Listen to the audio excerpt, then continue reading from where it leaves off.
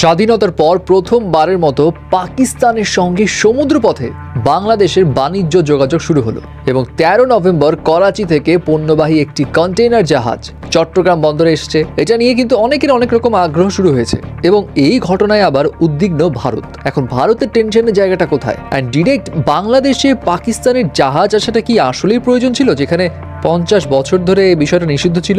And কি আসলে আনা হয়েছে এই কন্টেইনার জাহাজে, সবটা জানাচ্ছি।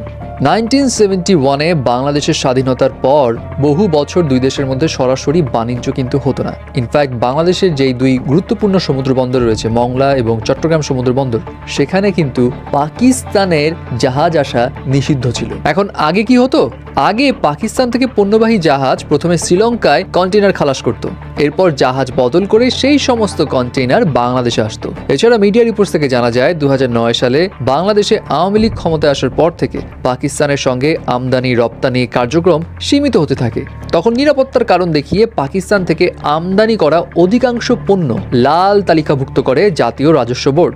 বাট ডক্টর মোহাম্মদ ইউনূসের নেতৃত্বে অন্তর্বর্তী সরকার ক্ষমতায় আসার পরে পাকিস্তানের অনুরোধে গত 29 সেপ্টেম্বর লাল তালিকা থেকে মুক্ত হয়েছে পাকিস্তানের সব ধরনের পণ্য, যার কারণে এখন পাকিস্তানের কন্টেইনার জাহাজ ডিরেক্ট বাংলাদেশের সমুদ্র বন্দরে আসছে। তবে এইটা নিয়ে ভারতের নিরাপত্তা মহলে কিছুটা উদ্বেগ সৃষ্টি হয়েছে। দ্য টেলিগ্রাফ এই নিউজ পোর্টালের সূত্র অনুযায়ী ভারতের টেনশনের কারণ হচ্ছে বাংলাদেশের দক্ষিণ পূর্ব যে উপকূলটা রয়েছে ভারতের উত্তর পূর্বাঞ্চলের খুব কাছাকাছি, এবং এই কারণে সরাসরি সমুদ্রপথে পাকিস্তানের উপস্থিতি ভারত ভালো চোখে দেখছে না।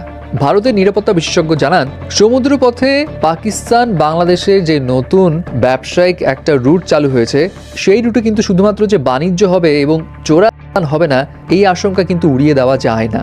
সো তাদের ধারণা চট্টগ্রামে পাকিস্তানি জাহাজ আসা মানেই সেখানে অবৈধ জিনিস আরও আসার সুযোগ তৈরি হবে। সো এই বিষয়ে তারা কনসার্ন এবং তাদের ধারণা এই অবৈধ জিনিসগুলোর মধ্যে মেজর একটা পোর্শন থাকতে পারে অস্ত্র, যেটা ভারতে যারা বিদ্রোহী গোষ্ঠী রয়েছে তাদের কাছে সাপ্লাই হয়ে যাবে।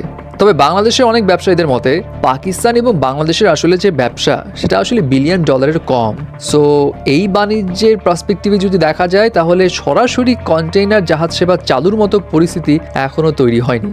বাট সে সঙ্গে অনেকে আবার এটাও বলছে এটা ঠিক যে বাণিজ্য খুব একটা বেশি হয় না। এর পিছিয়ে রিজন ছিল আগে অনেক কড়াকড়ি ছিল আমদানি রপ্তানিতে। সো সেটা যেহেতু এখন শিথিল হয়েছে, সো এই নতুন জাহাজ সেবা চালু হলে ব্যবসার প্রসার আরও বাড়বে এবং এইটাতে খরচও কমবে। কারণ আগে সেটা শ্রীলঙ্কায় খালাস করাতে হতো, তারপর আবার জাহাজে করে নিয়ে আসতে হতো, এইভাবে রুট চেঞ্জ করলে অনেক খরচ বাড়তো। এখন যদি ডিরেক্ট আসে খরচটা কমবে। এখন প্রশ্ন হলো এই জাহাজে করে কি আনা হয়েছে? MV ইওয়ান জিয়ানফোয়া ঝং এই জাহাজটিতে করে 370 একক কন্টেইনার আনা হয়েছে এবং এর মধ্যে 289 একক কন্টেইনার চট্টগ্রাম বন্দর থেকে নেওয়া হয়েছে, যেগুলোর মধ্যে রয়েছে ফেব্রিক্স, চুনাপাথর, সোডা অ্যাশ, পেঁয়াজ, ম্যাগনেসিয়াম কার্বনেট, এছাড়া গাড়ির যন্ত্রাংশ, রং, তারপর খেজুরও রয়েছে। এবং এগুলোর মধ্যে 42 কন্টেইনারে আছে পেঁয়াজ এবং 14টি কন্টেইনারে আছে আলু।